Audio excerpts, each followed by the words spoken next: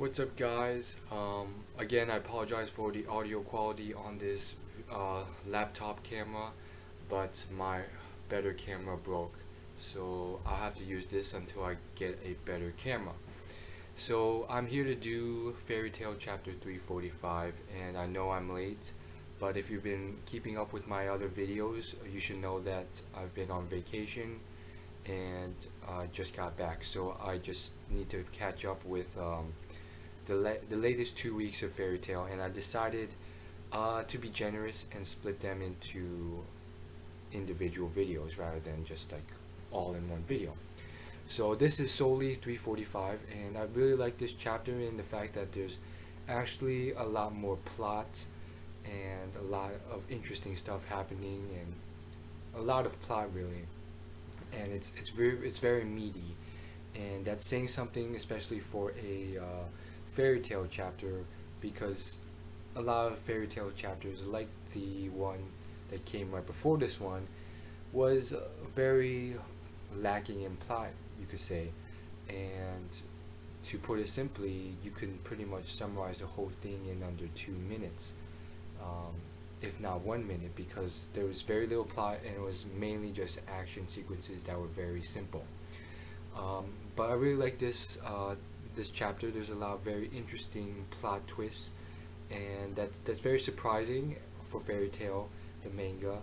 You don't really see that too often, so I have to give an increase in the rating, +1 to the rating. And so, what I did really like was the ending. Again, spoiler alert, first and final spoiler alert. I'm assuming you've read the chapter already. Um, we find out that basically this what turned Urza young was not the ice or the eternal flame. It was this guy, this guy from a dark guild, a dark mage guild, used some sort of dark magic and turned Natsu young. We see this very clearly. Why Urza turned young, and we didn't see this guy anywhere nearby use it.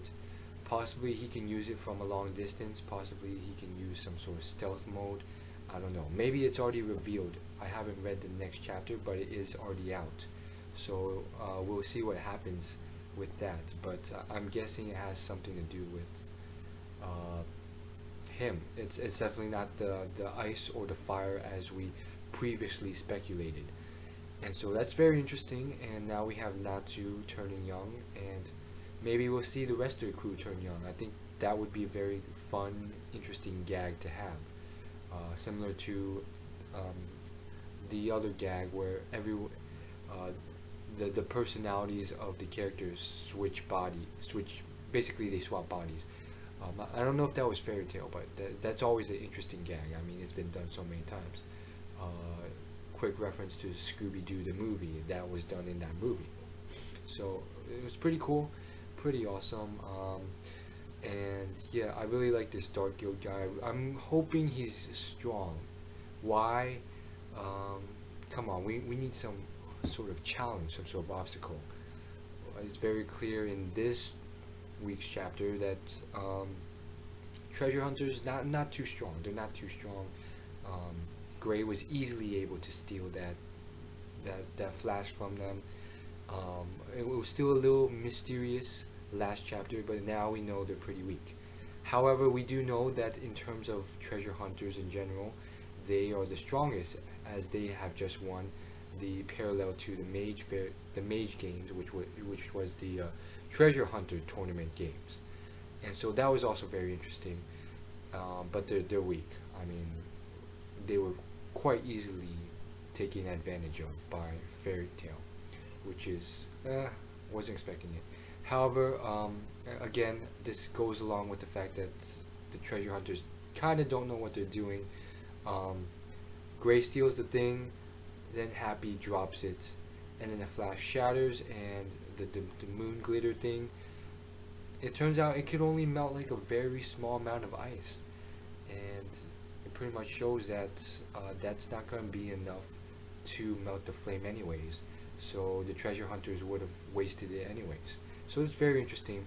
And then the final key point was Natsu using this little bit of melted ice to listen through the earth, and hear someone who is calling out to him.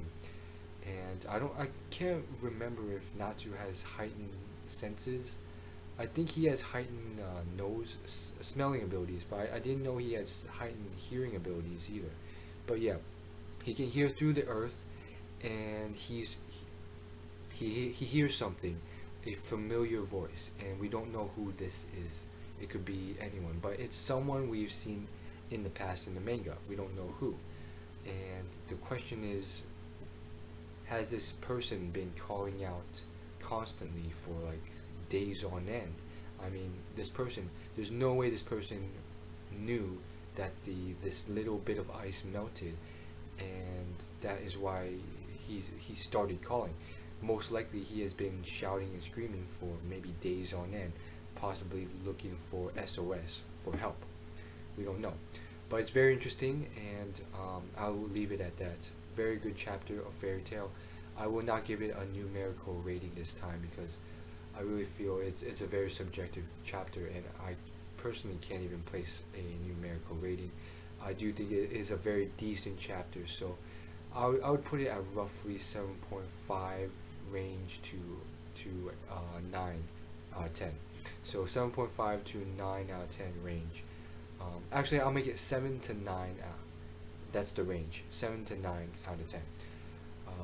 Why? Because again, especially with this week's other manga chapters, it's very hard not to compare them, and therefore I don't want to give even a range, even though I already just did. So I'm just going to give it a good thumbs up rating, and I'll call it a day.